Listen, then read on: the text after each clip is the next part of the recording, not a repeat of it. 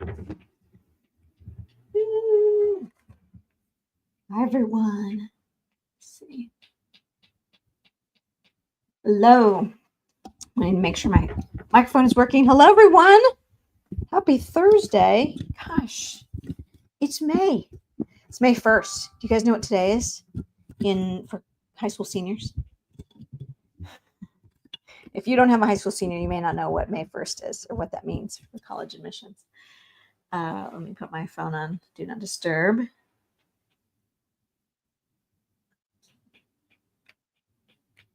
So today is the day, D-Day, Decision Day. And if you're a junior, a year from now, today will be the day that you make your final decision, you make your deposit, if you haven't already, right? But May 1st is the deadline for high school seniors to deposit their money to declare, which college they're choosing as their home. So super exciting day. Most students, I think, especially ones that we work with, have already chosen and they already sent their deposit, but today is the deadline. So that's what's going on today. So tell me where you're from, where you are tuning in from, and if you just type that into the chat, and what grade level you represent. That would be amazing. So let me know so I can kind of, tailor. Sometimes, right now we're tending to have mostly juniors, obviously for obvious reasons. It's coming up, but we have people in our world that are 5th grade, 6th grade, 7th grade, so it runs the gamut. So let's see. Final day to decide. Yes, Tony, you're right. Tony, were you with us last night? I feel like I remember your name. Maybe I'm wrong. There was a Tori. Maybe I'm thinking of Tori. Yes. Okay. Awesome, you guys. I'm not going to wait too long today to get started. So we're going to start in just a minute. But again, type into the chat where you're tuning in from today and what grade level you represent. If it's class of 26, class of 27, or 28, those are our high school students. If you're class of 29 or 30, I've been hearing from you too. So it's awesome. Okay, let's see. Los Angeles. Fantastic. Tony, I'm here in Manhattan Beach. So let's see. I'm wearing, you can't tell, I'm wearing red, white, and blue for the Clippers. So I'm going to the Clippers playoff game tonight. I was invited. I'm not necessarily a Clippers or Lakers fan, but that is where I'm headed today. So today I have a hard stop right at the top of the hour. So for better or for worse. Okay. All right, guys. Fantastic. Okay, we're going to go ahead and get started just because I've got lots to cover and you're here, and let's go. All right, here we go. Present. Share screen.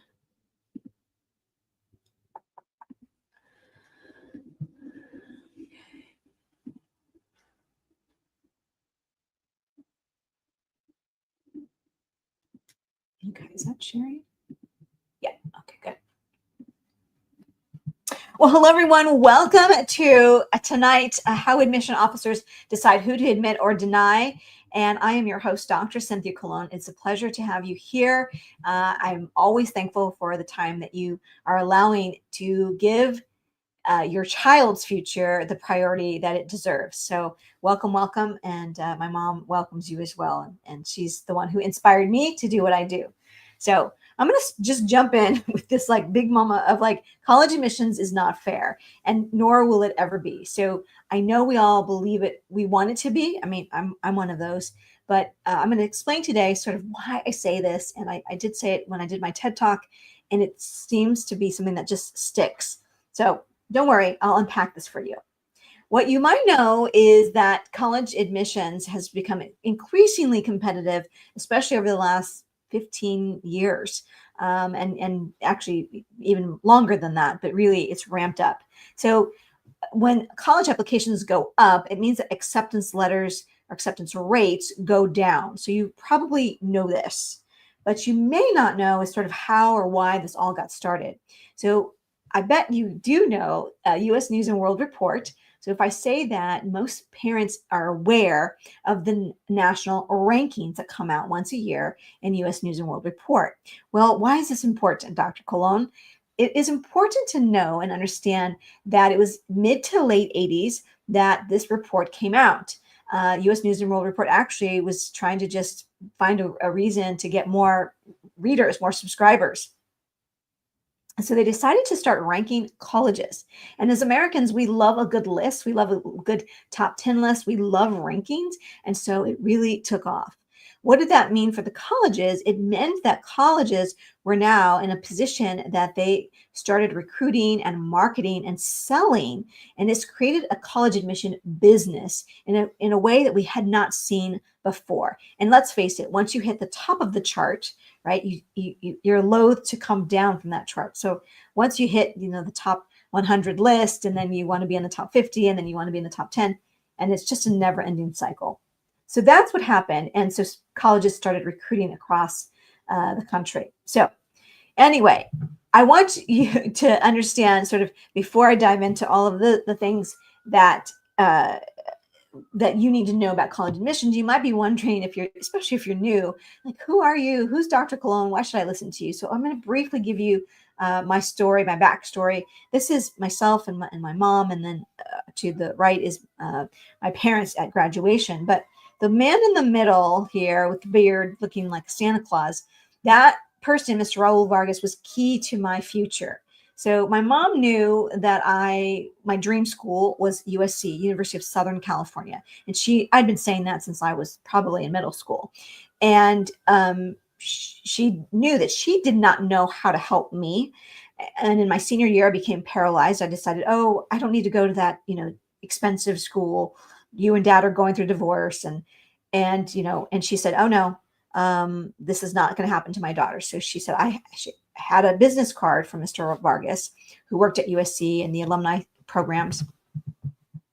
And so she called him, and it was like, you told me to call you, and I'm calling you now. I need your help. And he said, yes, of course. And much like you're doing today, she just had the courage to ask for help, get advice, find out what to do. And that's what we did. And because of her, and because of him, Mr. Vargas, I graduated from my dream college. So congratulations. That's exactly what you're doing today. 4 years later, I did graduate. And while I was at USC, I made mentors, and I just was very involved. And so my mentors at USC then encouraged me to go on to graduate school, and I went on to Teachers College at Columbia. That's a picture. That's like the only picture I have, because, remember when we used to develop photos? Like, I know I have photos somewhere, but who knows where they are. But this is the only picture I have from graduation week. And that is a picture of myself and my best girlfriend from high school, who flew out to be there for the graduation. Many years later, I went, from there, I went on to work in college admissions, which I'll share in a bit. But the overall picture of kind of who I am and why pay attention to me, if it matters to you, is that I did go on. I wrote, this is my second book here. It's now in English and in Spanish. And I've gone on to be interviewed. And I just love talking about the college admission process. I love talking about colleges and helping families navigate this process. So, and then in 2023, I did my TEDx talk. So you can find it on YouTube if you'd like to find it and watch it. So there you go. Okay. One thing I like to just pause and talk about is, first of all, I have a podcast called Destination University, and lots of free, good information there. But one of my first interviews, my first season, I interviewed Gary Clark, who's the vice president at UCLA, vice president of enrollment. And he said this, so tattoo this to your brain. He said, and it's in the interview, he says, his advice to students is, think less of what you think we want to hear and more about what you need to say. Okay. So that always resonates with me, because we have been doing essay boot camps since 2003. And that's one of the key components of how we run our camps and the philosophy we use. So I love it. And again, don't take it from me, take it from Gary Clark. So there you go. In the next 30 minutes, I'm going to give you some information, but really also actionable insights. You're going to learn 3 behind the scenes truths, 4 questions that the admission officers will ask in the process of admitting or denying, and I'll give you some strategic to-dos along the way, and then I'll share with you what we do to get results for our students. So, sound good? Are you with me? Can you type into the chat the number 1 if you're like, I'm ready, I'm good to go, Dr. C? Yes, please tell me. Okay. Oh, okay. Hi, Radman. Hi, guys. Okay, I'm going to keep going. So you're going to walk away knowing these things. So the one document that you need a copy of, like yesterday, you're going to walk away knowing which teachers to ask and why. You'll know the difference between a passion project and an impact project, and you'll know why you need multiple essays. Okay, sound good? All right, here we go. So who is this for? So, if you are here and your child is only going to knows they're going to go into community college, or they're going to apply to colleges that don't require essays, this is probably not for you. But by and large, those who are here, you are either a holy smokes parent, like how did this get so competitive? You're a now what? You've done everything right to this point, and now you're in the 7th inning stretch, and you now need some help to get your child across the finish line. Or you are a first rodeo parent. And like my mom, she not only was she did not go to college herself. She was not, I was going to be first generation. So she had not been through the process, and I was also her firstborn. So I was her first rodeo in so many ways. So you're one of these, and if you are one of these parents, you're in the right place. So yay for you. And you can tell me who you are in the chat.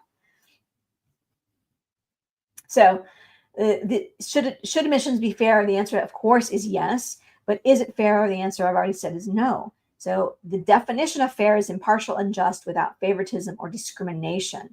So if we really wrap our brain around that, we understand that this process is just simply not fair, nor is it really ever going to be. So here's why I say this, and it's coming from a place of care and concern. That's why I share it with you, right? Knowing the more you know, the more empowered you are. But also just the behind the scenes truth. So that's a picture of Vassar College. That is where I worked after I graduated from Columbia. And it was my first, I guess, real job. But it's a gorgeous campus. It's in Poughkeepsie, New York. And I highly recommend anyone take a look. It's a liberal arts college, one of the oldest in the country. Okay, now here's what I learned while I was there. Private versus public schools. So here's behind the scenes truth number 1. Where you go to high school does matter. And it does matter, but being here, you're informing yourself to close the gap if there is a gap. So basically, a tier 1 school is a private independent school. There are only 1,300 of those high schools there's only 1,300 of those schools in the country. And if you're at a private independent school, because you typically has a tuition of somewhere between $35,000 and $65,000 a year and more if you're at a boarding school. So a tier 2 are private schools, a tier 3 religious schools, and then tier 4 charter schools, and then tier 5 would be your public schools. So I really understood that that matters, and understanding each high school and where the applicant, sort of the context in which they're from, helped me understand how to review the application.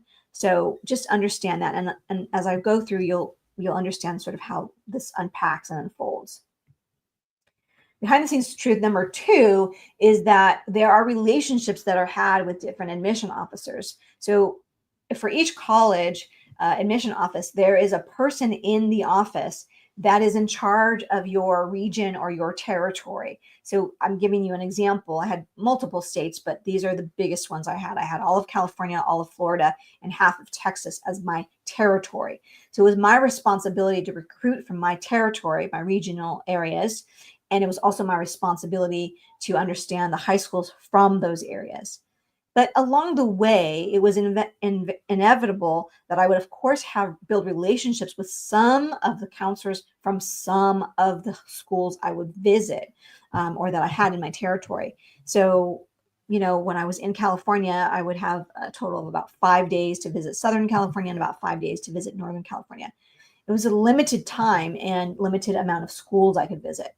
but I certainly did have relationships with some schools more than others. The third truth is that not all high schools are created equally. So basically a private independent school, and even some of the private schools, tier 1 and tier 2 schools, you're going to see about 95% or more of the students graduating every year are going on to four-year colleges. Whereas at a public school, it's typically less than half of the students. Anytime I see or notice a public school that is north of 50% for four-year college going rate, it's a sign that's a really good institution. Okay. So breathe. All right. That was a lot of information. I'm sort of switching gears here, but you might be thinking, if you're here, you're like, are we doing everything right? Are we doing enough? Will this be my fault if it doesn't work out? Those are all, you're in the right place. You're not alone. Everybody's feeling those feelings, especially again, if you're a junior, class of 26 right now. You're feeling all the right things. Now, if you're a class of 2027, you're 18 months away from applying to college, or your child is.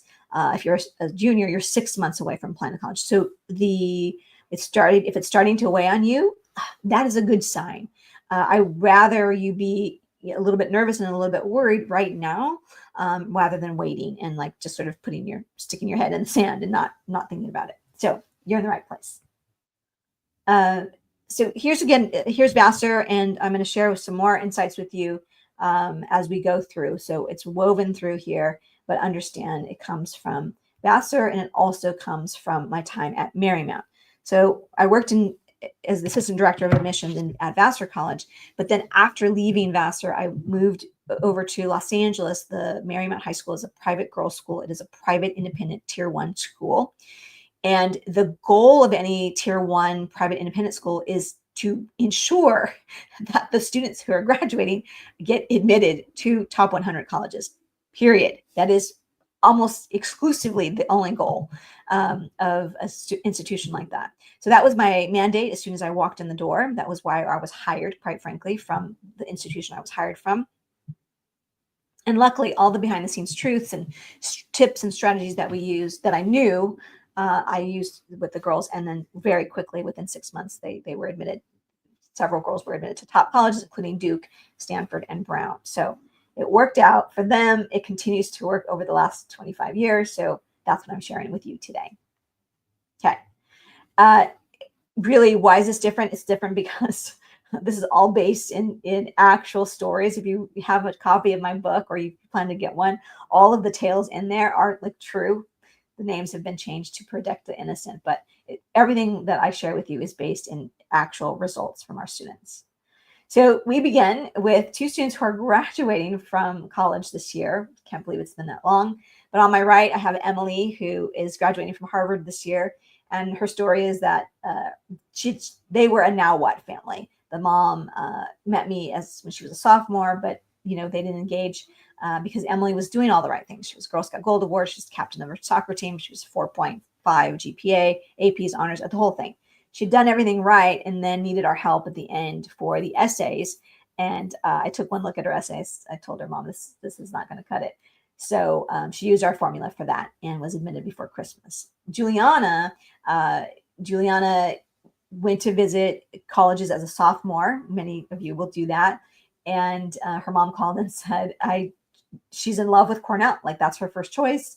And I don't know how to help her. Will you help her? And so we started with Juliana as a sophomore, little bit by bit, using our formulas and our strategies. And then she was admitted to Cornell. So those are our 2 seniors. So we begin now with the 4 questions. So this is where you might want to sort of sit up and grab your pen and paper, or that just dated me, right? Like, I like pen and paper, by the way, or your phone, whatever you're going to take notes, and you might want to screenshot a couple of things. Okay. So here we go. I haven't checked to see if you guys had questions along the way. So let me just see. Okay. Yeah. Hi, Rainey, Radman, Tony. I see you. All right. Let's keep going. Okay. So here's question number 1. Question number 1 is, how do you compare to your peers? Okay. So what you may know is that grades and rigor of courses matter. How many A's are on your transcript, that matters. And how many honors and AP courses or IB courses are on there. Okay. What you may not know is that there are a number of things that we're going to do with your transcript once you submit it. And we will invariably recalculate the GPA to use a standardized comparison in our office. We used at Vassar, we used a 12-point scale. An A plus was a 12 and A was an 11, etc. Typically that recalculating, is that a word? Recalculation is from the sophomore and the junior year.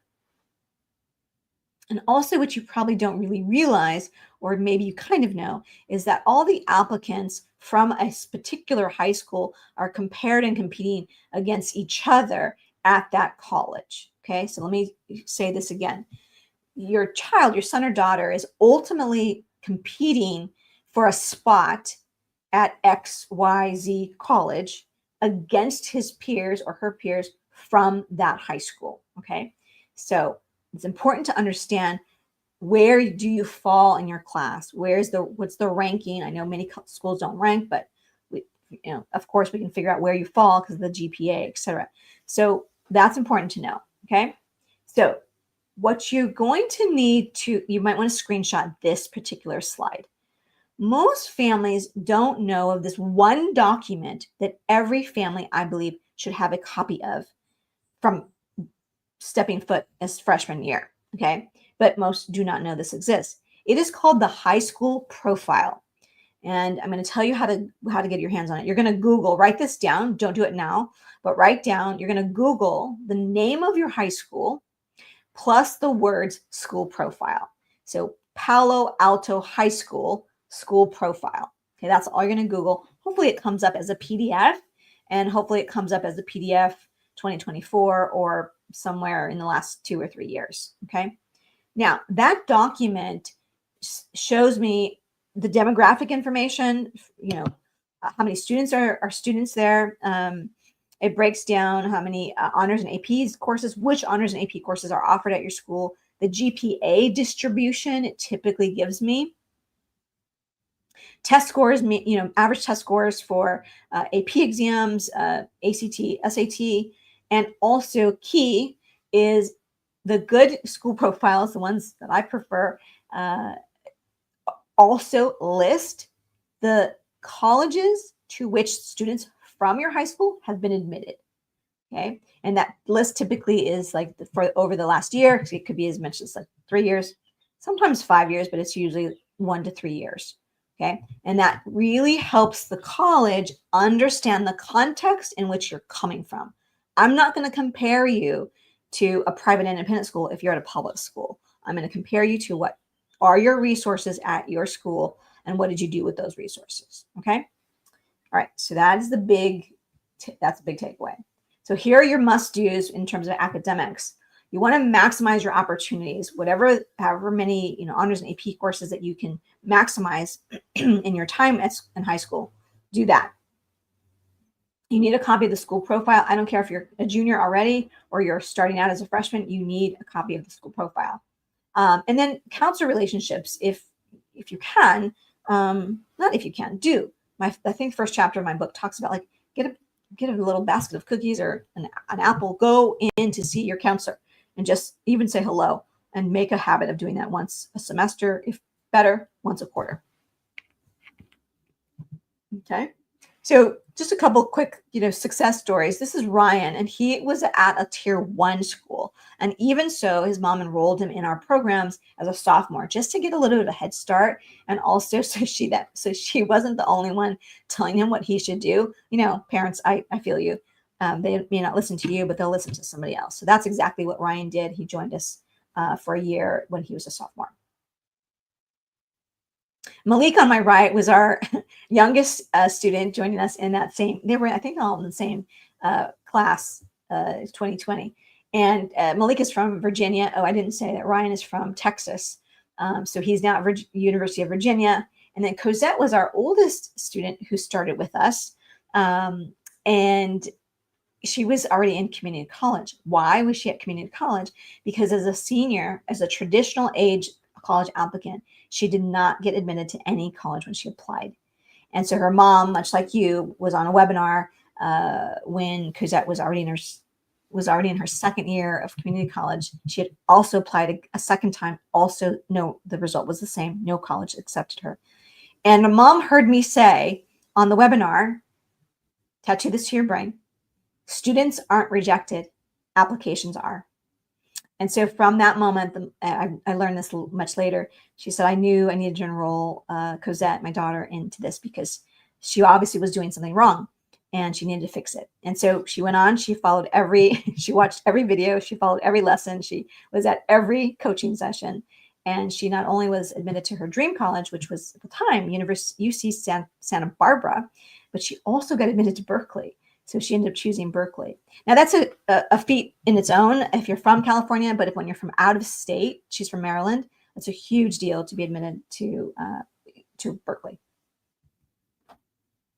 So I'll put in the chat, but you're welcome. I encourage you, if these are things that you want, these are results that you want, I would just encourage you to book a call.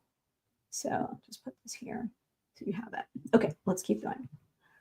Question number 2 is what do your teachers say about you? So I'm going to give you that answer of who to ask and why. So what you probably know is that colleges, especially top 100 colleges, especially the most competitive colleges, do require letters of recommendation. They typically require the counselor at your school will invariably write one letter from the school, and then they're usually up to two. Usually two teacher recommendations are recommended and are required. So you probably know that, but what you may not know is like how this is relevant. So the goal of the teacher recommendation is to verify and solidify, verify the grades, the academic performance, and the academic potential, and really solidify, like, when I'm reading an application, I'm getting a sense of how intellectually curious this person is a person a problem solver, a collaborator, what kind of student is this? And the teacher recommendation is really meant to serve as like, oh yeah, like what she or he is saying is like confirming, like, yes, okay, that's true. So that's what the goal is. So it's critically important that you get this piece right if you want the teacher recommendations to add value to your application. So this is a quick story I'll share because it will illustrate exactly what I mean. I told you I worked at a private independent school at Marymount, all-girls school here in Los Angeles. And so all of the teachers there, by and large, they were all had not only bachelor's degrees, but master's. Some had doctorate degrees. Many of them were from top 50 Ivy League institutions. There was a teacher whose letter was sent back. It was maybe poorly addressed. I can't remember. It was sent back to us. We opened the envelope to see what it was. It was a letter of recommendation from one of our teachers who had been to an Ivy League institution, was an AP teacher. And there was just some scribble notes on the back. It was like, I'm exaggerating, but like handwritten 3-4 sentences on the back. That was the letter of recommendation. So it was in that moment that I went to the head of school and I said, we have to do teacher training because if here I am at one of the best schools in Los Angeles, and if we can't rely on our teachers to know how to write good letters of recommendation, how to write letters of recommendation that add value to the overall application, then we need to do some training. So that training basically and examples of what we showed our teachers there at Marymount is exactly what we do and teach in our courses. So it's highly important. So this is Jonna, and Jonna was part of our Dream College Academy course and then became a VIP client, but she's another testimony of like following the formula that we set out for you. She was at Chicago at a very well-respected public school. It's nationally ranked public school. So she had good resources, but she's still the teachers. Again, she used the formula for that. So there she is. She's at Princeton. And bonus points if anyone knows who Craig Robinson is. Craig Robinson. So if you know who Craig Robinson is, type it into the chat. I'll come back to it. So there she is. Obviously, he's a Princeton alum too. There's your hint. Here are two of our students from this year. They are currently seniors. You can see on the right, Ethan, he was admitted to Duke, an early decision. He too followed the formula for teachers and essays and everything that we do. And then Mark, he committed to USC. I'm so excited. His applications pretty much stayed in California. He's from Pasadena, California. and he applied up and down the UCs, and was admitted to most of them, and also, just wanted to stay in California. So he's headed to USC. Super excited. Your teacher must do. So choose teachers who know you well and can speak to your academic strengths. Okay, I get the question a lot. Dr. Colon, should I ask the teacher who likes me the most? And I say no. I mean, it's bonus. Like, don't get me wrong. Obviously, most teachers who you want to ask or need to ask for the academic potential, hopefully they also like you. But that's not the first goal, is more my point, right? The teacher is meant to help build the academic profile of who you are. So find teachers who understand and can talk about your academic strengths. You want to provide anecdotes and specific examples to the teacher once they say yes. We teach you how to do that in our programs, and a small gift of thank you. It can be a $5 or $10 gift card. It doesn't have to be anything like crazy. But most teachers, I dare say almost all teachers, are not paid extra to write letters of recommendation, but they are expected to do it. Even at Marymount, we didn't pay extra, but they were certainly expected to do it. Okay. Just a reminder to book a call. If any of this is resonating with you, you're like, yes, these are the results I want. I want that to happen to my child. Here's question number 3 is, how do you spend your time outside of the classroom? Now, get ready. If you've been drifting off, get ready, because you're going to want to screenshot something in here that always comes up. So what you might know is that you need to have applicants need to have a significant amount of co-curriculars, a significant amount of leadership, really, is what we're talking about. But what you may not know is that not all activities are created equal. So before I even show you the slide, I'm going to start right now by saying community service is not the answer. Okay. Every time I meet 90% of the time when I meet new families, they want to share with me all of the community service that their child has done. It's not wrong, and it's certainly impressive. But a college cannot, nor will not, admit a whole freshman class of all do-gooders. And it sounds so funny that I would say it that way, right? But we need a diverse class, and diversity comes in a number of ways, not just race and ethnicity, but it's like where you're from geographically, and what's your interest, what's your majors, what kinds of things are you involved in. That gives clues to the college as how you're going to contribute onto their campus. Okay, so community service is not the answer. That's what most people do, and that's not what we do. Okay, so here's the shot that you may want us to screenshot here. I'm going to walk you through some of this, but this is my Dr. C's hierarchy of leadership or co-curricular involvement. So level 1, I've been talking a lot, so hang on. Is school involvement. It's about 95% of the applicant pool is involved in a club, a sport, and it's some kind of activity, right? That's level 1. Level 2 is your school leadership. I want you to think of selected or elected positions on campus: team captains, editors-in-chief, ASB presidents, class presidents, things like that. Okay. Then level 3 is what we call coolness factor, what other people might call passion project.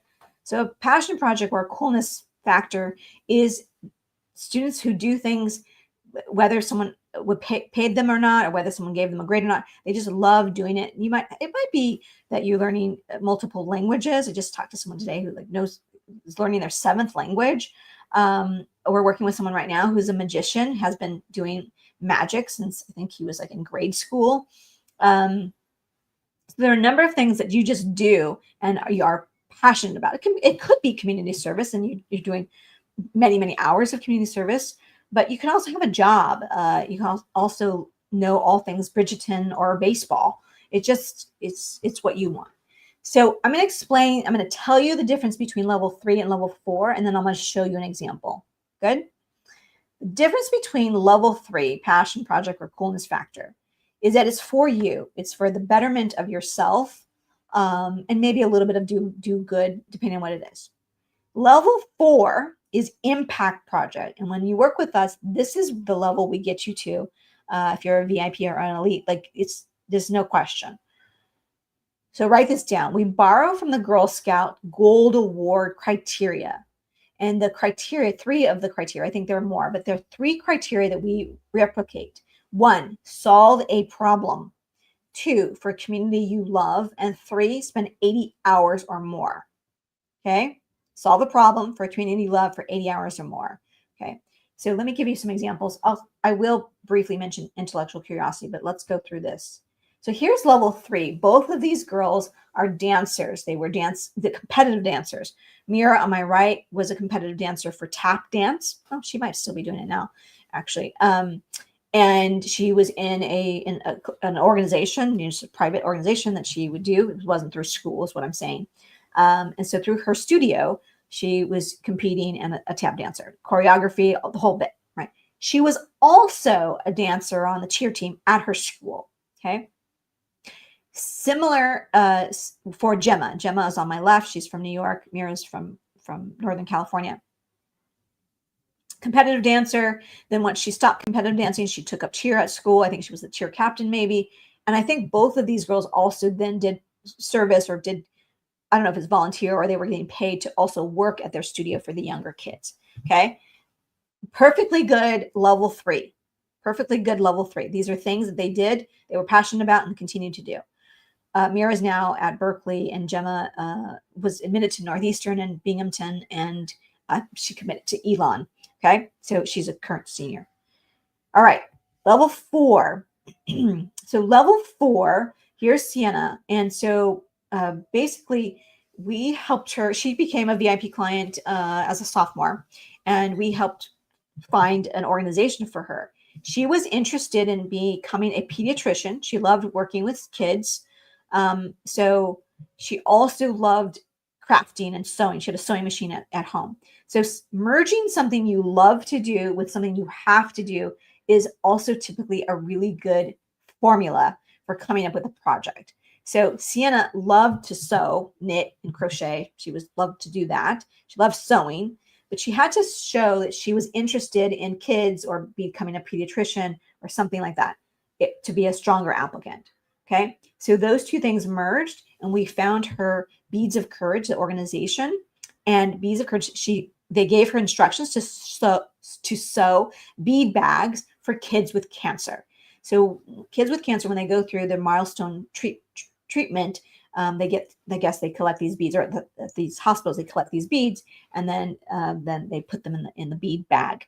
So Sienna's instructions were to sew the bag and then write a personal note inside, etc. So she was given the instructions. She didn't have to create this on her own. But here's the key piece. Write this down. She could have easily said, I'm going to make 20 bags. I'm going to sew 20 bags. And that would have been a solid level 3 coolness project. Okay. Maybe we rate it like a 3.4 because it's more than just like doing something for yourself, but it is a level of like giving back. She decided to do 100 bead bags. So it met the criteria, all 3 criteria, including the 80 hours or more, because it took her about an hour. I think it took her an hour and a half at the beginning, but about an hour per bag. So she committed to doing 100 bags over the span of 12 or 14 months. Okay. You don't have to cure cancer, you guys. You don't. But it has to be something impactful. Level 5, I won't go through all of this, but Alexis is a little bit of a unicorn. And I've never seen anybody get admitted to an Ivy League school certainly in the last 5 years that didn't have some level of 4 and or 5. And she hits all levels with her leadership, including her gold award project, which is level 4, also blended and became also level 5. She created a 6-part immigration education podcast series. And so all of the research and all the preparation that she had to do to interview and find the 6 lawyers that she interviewed, et cetera, that also became a level 5 project. Okay. So yeah. So she's now at Yale. So this is what someone who gets admitted to Yale looks like. No joke. Okay. So here are your co-curricular to-dos. Focus on activities that reflect your passion, impact, and intellectual curiosity. You'll be clear and concise in your write-ups later. And don't overlook non-traditional activities. Again, it's not just about community service, you guys. In fact, I don't discourage community service. I just look for the thing everybody's doing community service. So you have to do the thing that other people are not doing. And how you find that is by leaning into who you are and what you love. Okay. All right. Again, you're welcome to book a call. Okay. Question number 4. What story are you telling about yourself? What you might know is that the students need essays. Well, you might know for sure that they need a personal statement. If you're Gen X like me, holla, it's gonna get an amen. You wrote. If you're like me, I rolled out of bed, took the SAT one time, applied to 5 colleges, and needed one essay. One essay. And so that was the personal statement. So many families obviously know that the personal statement exists, and what they do wrong is they spend the student will spend 70 to 80% of their time focused on the one personal statement. So that's a big no-no. But the other thing that you probably don't realize is that these are the most common topics: community service, athletics, people, and life challenges. I call them the 3Ds or the 4Ds: death, devastation, and death, divorce, and devastation. And God forbid you also have a D on your transcript, and you have to write about that. So avoid the 4Ds if you can. And when I say D, for most of our students, like a B minus is like in their world is like might as well be a D. So a poor grade is what I mean. Okay, these are the most common topics, so you want to avoid them if possible. Did I say that? Did I say that out loud? Did I say it twice? There you go. Take a screenshot. So here are 2 Amelias. Amelia on the left here is now a freshman at USC, but she's from she's from Asheville, North Carolina, referred to us in the fall of her senior year, and she was having trouble with her essay. But we met, we got it together. I used the same formula that we use with our essay boot campers, and boom, she was admitted for an early round. Amelia from Texas, Houston, Texas, she came to our essay camp. I didn't know at the time, but I learned later. She's pinned on my Instagram, her story. And she told me later that she had a private one-on-one tutor. Okay. She's from a tier 1 school, right? Amelia from North Carolina was from a public school, but Amelia was from a tier 1 school. She had a private tutor that she went 6 times, 6 weeks in a row to try and get her essays done. And she had nothing to show for it. And then enrolled in our boot camp, and boom, she had 5 or 6 essays by the time she was done. And she used her chocolate essay, so great, to get her admitted to her early decision, first choice, Colgate. So there you go. Okay. Here, a set of twins from New York City. Mom found us and was like, I can't keep banging my head against the wall. Like, I want my kids to hear it from somebody else. So that's Sarah, and these are her boys. I just went to visit John at NC State recently, so I saw him. I met him for the first time, like in person. Here are your essay must-dos, and you can see here, the earlier the better. I mean, it's just as simple as that. The earlier you start on these essays, the better. We offer 5 essay camps in the summer. That's what we're typically known for, and we've been doing essay camps since. Oh gosh, I'm going to date myself. Since 2003. I think I already said that actually. Essay Camp was born out of Marymount. And why it was born from there is because even though I only had 50 students, it was a student to counselor ratio of 50 to 1, student to college counselor ratio. There were exclusively just college counselors for the girls. And we were running around like a chickens with a head cut off. Like, it was not enough time to give them the feedback on all the essays they needed in the fall. They were busy. We were busy. It was a disaster. So essay camp was born we were one of the first essay camps in the state for sure. So there you go. Here's some other examples of our students. And we do work with students from all across the country. So wherever you're from, we welcome you. I also just met Mary and Ava. I was in North Carolina. I think I might have said that, but I was there for a conference, but I stopped to see my students that I had not met before. So I met Ava at Duke, and I met Mary and Emily were at UNC. So it was a great trip. Okay. All right. So that is really the presentation. I want to share with you, if it's okay with you. Let me see. Typically, it's not in this presentation. So if is anyone wondering, is it okay if I share with you kind of how we work with students? And last night on the call, on the webinar that I did last night, the masterclass I did last night, parents asked about the essay camp. So I can take 5 more minutes. I'll show you what we do and the dates for the essay camp. Would that be helpful? You can just type a yes or a 1 in the chat. I think that might be helpful. So let's see, stop share.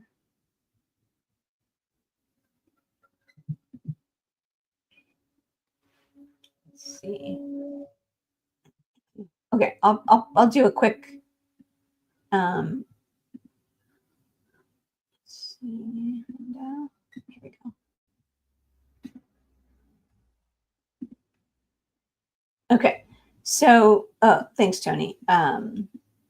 So I'll be brief, and then go ahead and you guys now go ahead and type into the chat now your questions, because I think there's like a delay in time. So type your questions, because today I have a hard stop at 5 Pacific time, 8 p.m.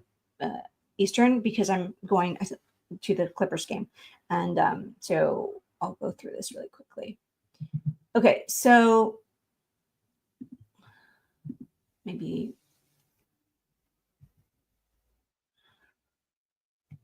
Okay, so I already said this, but it's worth sort of punctuating this point. Passion projects and community service are not the answer. And it's not because it's wrong. On the chart here, that falls into about 10% of the applicant pool will hit at level 3 passion project.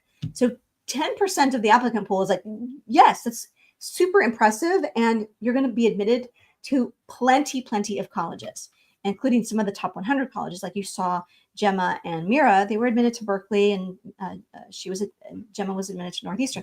So plenty of students get admitted to really good schools with a level 3.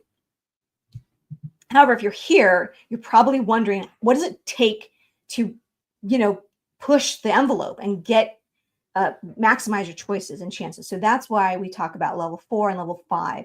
For us, it's a non-negotiable. If you're applying to a top 50, a top 25 college, it's a non-negotiable. We do everything we can to help you get to a level 4 as quickly as possible.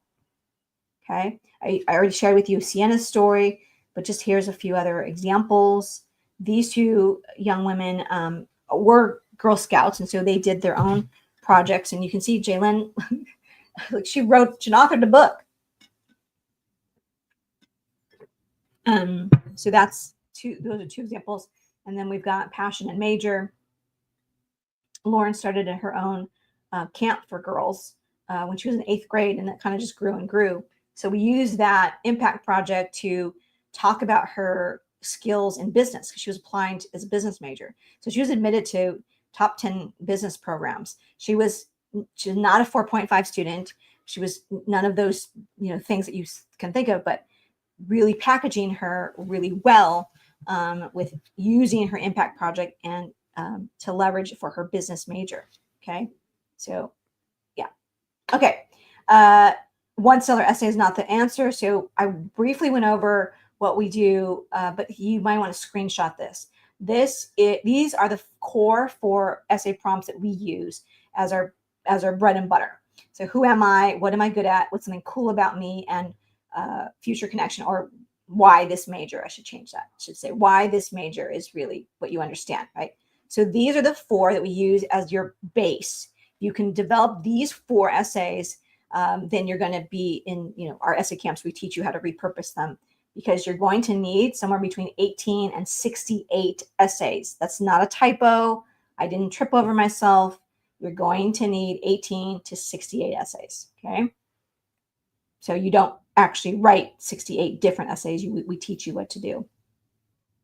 And then this piece I didn't cover. So you want to pay attention if you're not paying attention yet, or you kind of drifted off.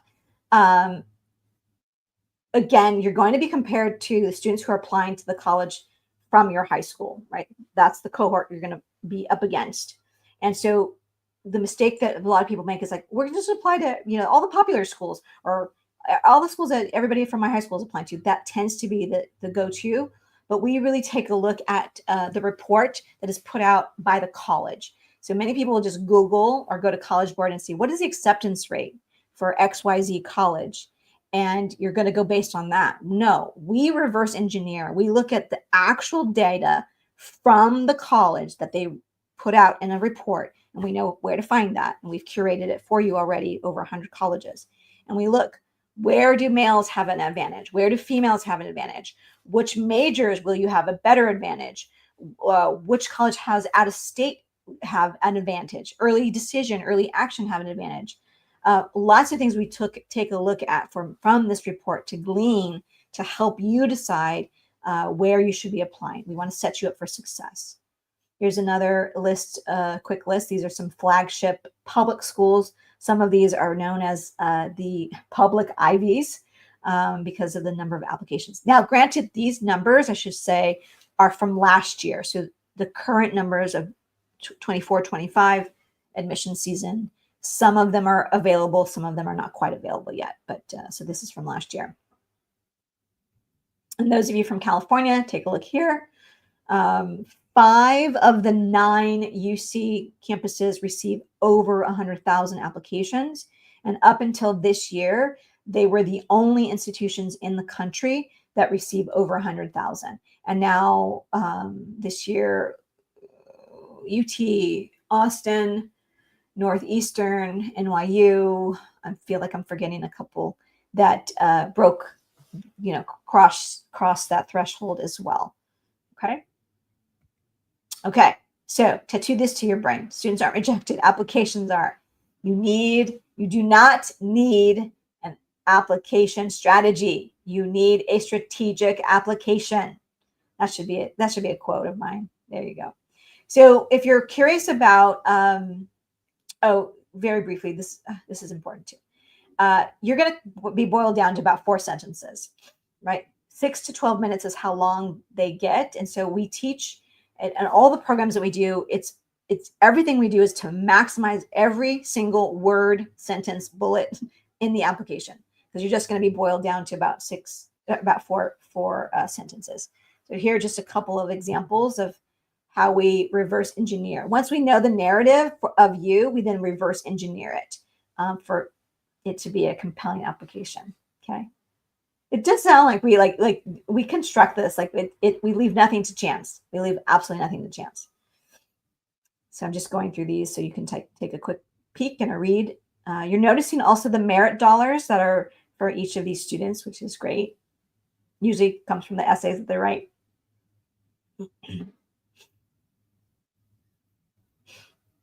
Okay, that's Emily, and here's Alexis, which I mentioned before. Okay, awesome. Good. These are not superhuman folks, students. They are not valedictorians. They are not the next Mother Teresa. They are not recruited athletes. They do not have a billionaire's last name. Like, these are just normal kids, ordinary students putting in extraordinary efforts. So here is the essay camp so that you understand all of our programs, all of our packages come with essay camp. 5 days, no homework, 3 to 5 essays done. Here are the dates that are available this summer. All of the camps you can do virtually.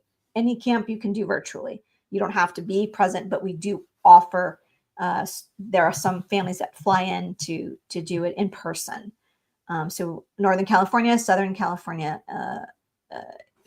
Northern California, that one's going to be in the Oakland Rossmore area near Berkeley. Then Los Angeles is going to be in Manhattan Beach. Southern California, we're going to head to Orange County area just to do another part of Los Angeles. And then we'll be in New York City. 9 to 3 are the dates, 9 a.m. to 3 p.m. Monday to Thursday, and then 9 to 1 on Friday. There you go, my friends. Okay, hopefully your questions are already populated. Let me take a look. Again, one more time, you might want to screenshot that. And that.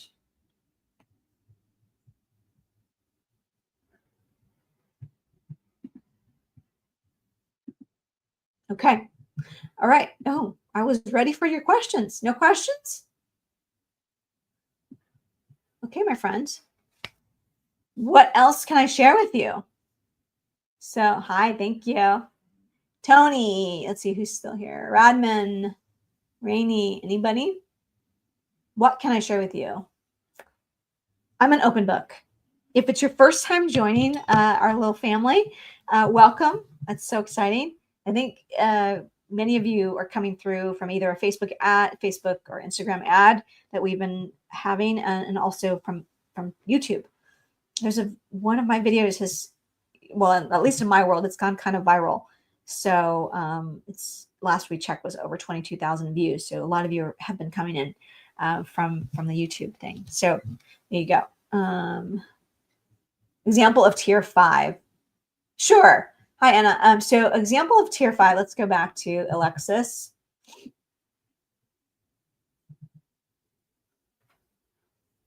Where's Alexis?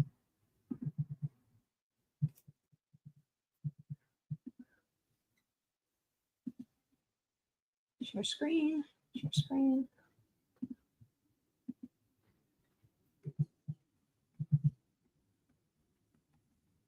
Yeah, here we go. So an example of level 5 using Alexis here is that she did a 6-part education series, a 6-part podcast. So to put that into perspective, first of all, she used it as her Girl Scout Gold Award. So she spent easily 80 hours or more preparing, studying, researching, and then getting all of her guests, prepared, and then actually doing it. So if you think of the impact project as solving a problem for a community you love and spending 80 hours or more, an intellectual project for her, she took that to the next level and really studied in terms of the research. So she ended up using this project. She also did an internship. She was doing an internship at the immigration law firm. And I can only explain that the amount of research that she had to do to prepare for this series was immense. And she ended up using it as one of her supplemental essays. So she knew all the statistics about immigrants and how many, especially in California, how many of them, what percentage of them have certain jobs in the fruit fields, and all of these things. So that's an example. But a traditional example is research with a professor, a published paper, an internship. I resist saying that it's just an internship because people think, oh, I'm going to go get an internship and that's going to be it. No, we have a student that we're working with right now. So I'll give you 2 examples now. A student that we're working with now, her idea right now is she's a competitive cheerleader. And recently, one of the cheer competitions, there was there a shooting? There was something like major. I think it was a shooting. Nobody got hurt, but there was, and at cheer competitions, there's a lot of people in a lot of open spaces. And so one of her ideas is to create an educational PDF or informational, like what to do. Like, in other words, if you think of like, we have fire drills and earthquake drills at school, if you're from California.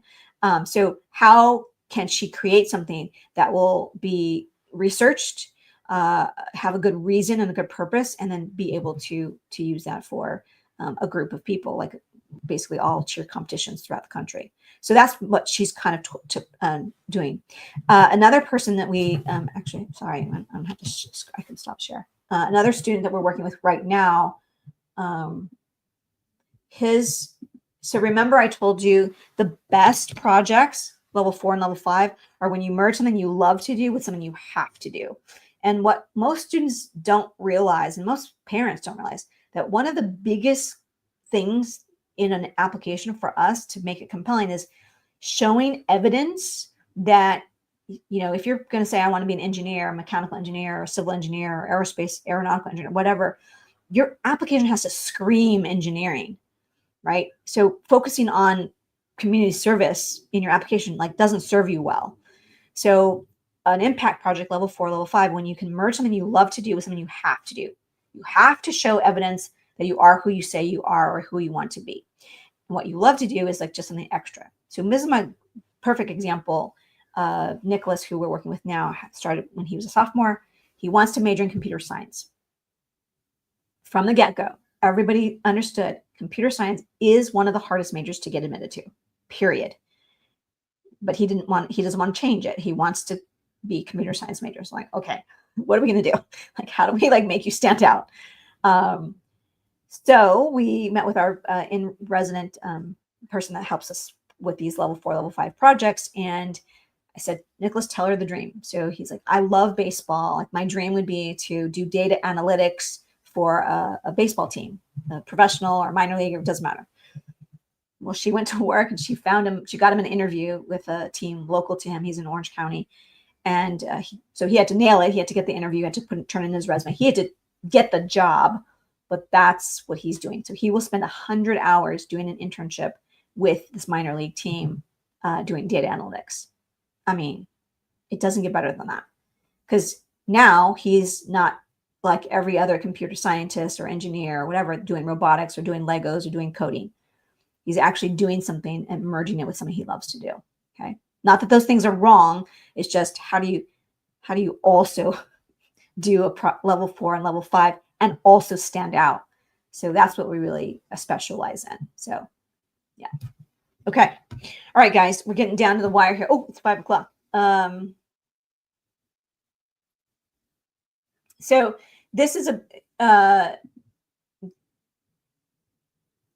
Slavka, this is a question I can maybe spend a little time, but the school profile will share that. Like, we'll know that you're coming from a school that doesn't have APs and honors classes.